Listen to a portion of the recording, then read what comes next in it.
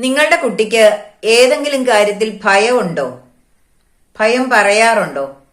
എങ്കിൽ കുട്ടി പറയുന്ന എല്ലാ കാര്യങ്ങളും ശ്രദ്ധിച്ചു കേൾക്കാൻ നിങ്ങൾ സമയം കൊടുക്കണം. ഭയപ്പെടുത്തിയല്ല നമ്മൾ മക്കളെ വളർത്തേണ്ടത്. ചിലപ്പോൾ ചില സാഹചര്യങ്ങളായിരിക്കും ഭയമുള്ള കാര്യങ്ങൾ കുട്ടിയുടെ ഉള്ളിലേക്ക് പതിയാനിടയാക്കുന്നത്. അതുകൊണ്ട് അങ്ങനെയുള്ള എല്ലാ കാര്യങ്ങളും വിട്ടേക്കൂ. കുഞ്ഞിനെന്താണ് പറയാനുള്ളത് അത് കേൾക്കുക.